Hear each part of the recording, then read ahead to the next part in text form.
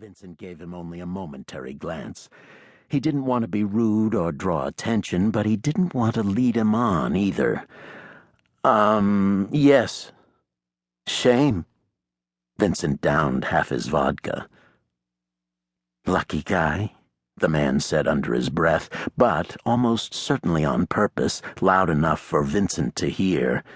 Get out of here. Try another bar. Already too many people have seen you in here. Although it was supposed to happen at this bar, Vincent realized it was more important for it to happen than where it did. Sorry, he mumbled. He laid some cash beside his unfinished drink, then stood to leave. He'd taken 2 steps toward the door when he saw the type of man he was looking for, an athletic African-American sitting alone in the booth near the narrow hallway to the restrooms. Just like the young man who'd taken a seat beside Vincent a moment ago, this guy looked on the shy side of 21, but Vincent guessed that carding people wasn't exactly at the top of the management's priority list.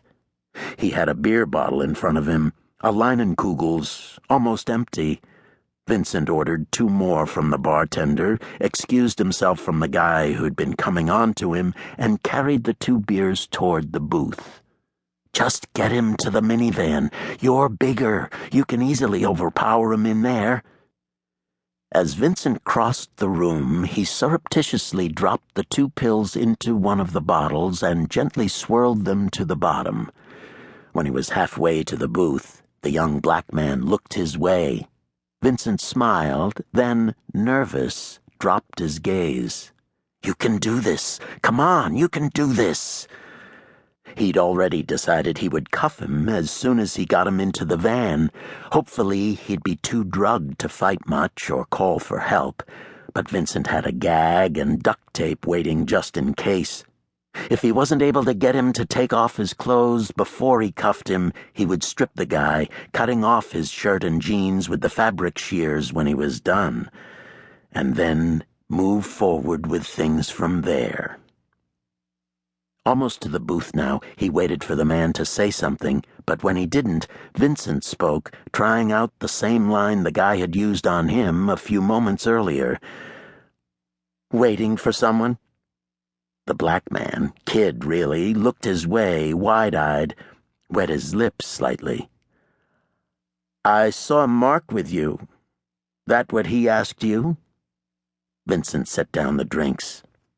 Busted. He needs to expand his repertoire. I guess I do, too.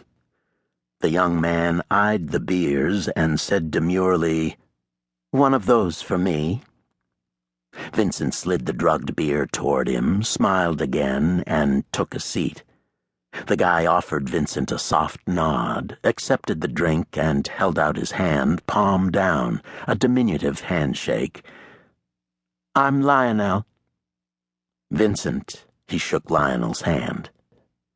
Vincent. It almost sounded like Lionel was purring. Very European. His eyes gleamed. A shade mysterious. He took a sip of his beer. I haven't seen you here before, Vincent. Vincent couldn't think of anything clever or witty to say. Well, This is my first time. Your first time, what, here? He hesitated. Yes. Or your first time, period? Yes, my first time, period. Lionel looked at him as if he'd just said something humorous. You haven't done this before? Ever? No. Vincent took a drink as a way of hiding, but also of, hopefully, encouraging the young man to drink his beer as well. It worked. When Lionel had finished the swig, his eyes drifted toward Vincent's left hand, toward his wedding ring. You're married? Yes. Why tonight? Why did you come tonight? Is she out of town? The last thing Vincent wanted to do right now was talk about Colleen. Yes, he said, lying. Visiting her parents.